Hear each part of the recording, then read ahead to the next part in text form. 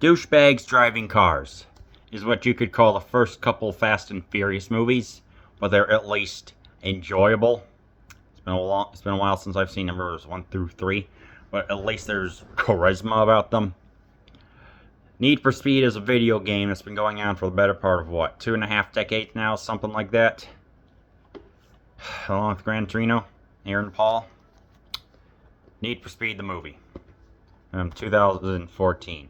Buckle up with Toby Marshall, Aaron Paul, and Breaking Bad as he sets out on a mission of revenge against wealthy and arrogant Dino Brewster, Dominic Cooper, of young freaking Tony Stark in the MCU, who framed him for a crime he didn't commit.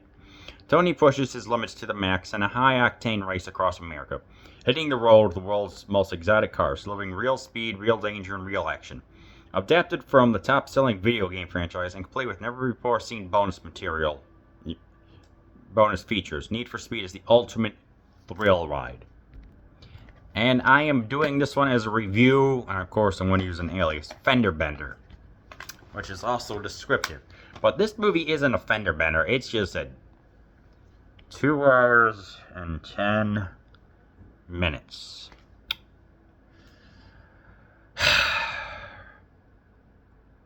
This isn't even conventional. This is the most cliched, douchebag, five-finger death punch, monster chugging, mid-2010s movie that I have ever seen. It's like, okay. Guys behind on payments gives an opportunity to restore a Mustang that Carroll Shelby and some Ford descendant or whoever did. It's like, okay, let's get Dino Brewster. It's like, let's get this fringe-tipped frat boy brother to race. Those three have a race, and Dino, not seeing that he doesn't have a chance, manages to commit vehicular manslaughter and somehow manages to get away. What the heck? And then Aaron Paul is on the run, going literally from New York to California to partake in an illegal drag race. And along the way, he has to deal with the convent of a woman who proclaims that she doesn't know, like, why does it go so fast? And then eventually can describe exactly what makes this Mustang particular. Aaron Paul makes a joke about high heels, like, why don't you just call it that? And then later on, the lady just brings it, like, what? And then makes a joke about the shoe, and I'm like, you're just bringing out the same material over again. We've got people who can manage to abscond a helicopter. Seriously. Oh. And they just go through over-the-top stunts that, I could forgive if they were at least... if this movie just was at least shorter.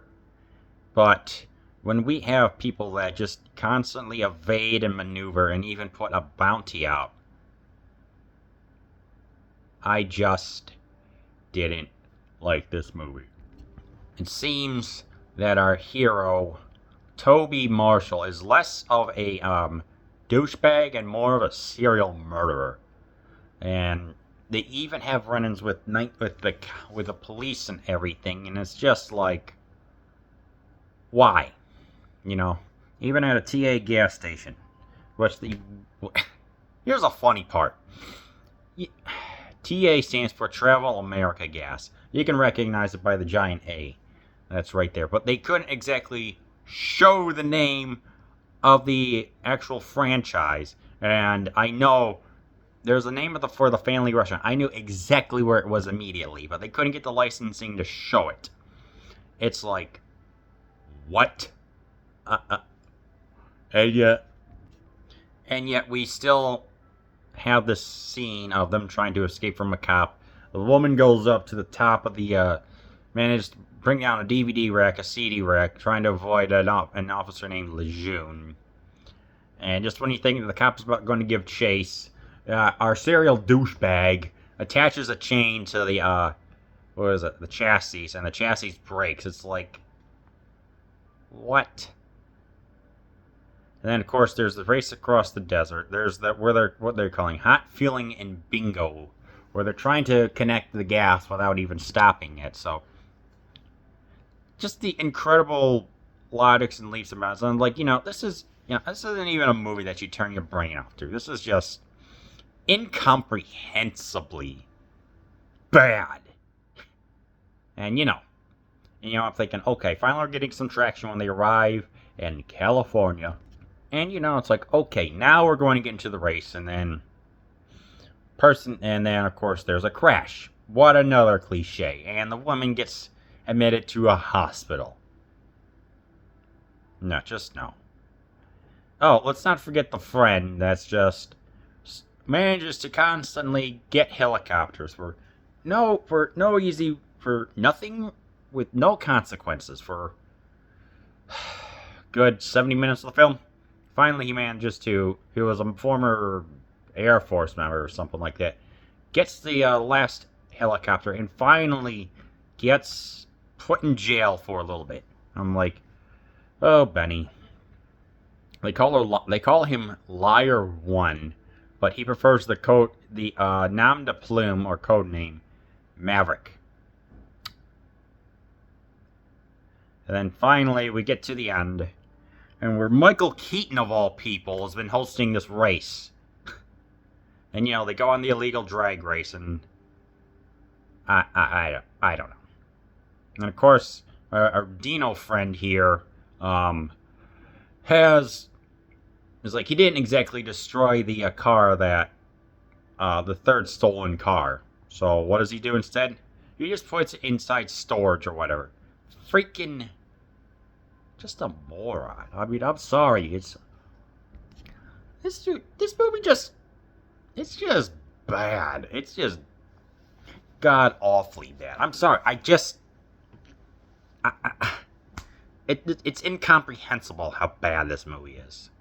I mean, it's like they have a song that's playing, and then eventually, like, when it gets to a more serious song, it's still there, but then they give it some reverb. Pure, cliched nonsense. I don't know. I don't know. Eventually, the Dino Brewster gets put away for a long, long time.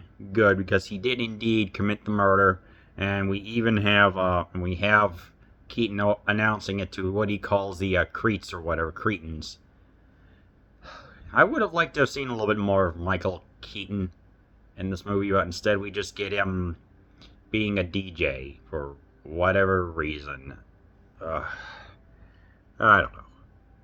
This movie is just bad.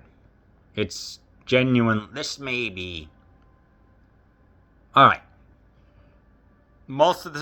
Let's be fair. Most of what they did was practical. Some of the sets were performed by professionals. So there was, maybe kind of like one usage of CGI. And Aaron Paul, fresh off of Breaking Bad, gets to go from showing his dramatic side to showing his Fast and Furious side. And from what I've heard, he's actually a very, very chill, humble, cool person. Alright? And he's been married to the same woman for over a decade. As far as what I've looked up about him, nothing bad. So I'm going to say that, I will say that about him. Those are the two good things, and maybe Dominic Cooper being a complete douche. An even bigger douchebag. Other than that, this may be truly just a god-awful movie, and the length. It's like when they're right in California, I'm like, okay, we're going to have the race, and then suddenly, out comes a semi-truck that just pretty much demolishes the Mustang. And it's like, what? And then this Beardo guy just descends back into the night. No consequences, nothing. I'm like, oof. And then, of course, there's still 40 freaking minutes left in the movie. So then finally, we get to the race. And just... Now, you know what? Just thinking about this is just going to...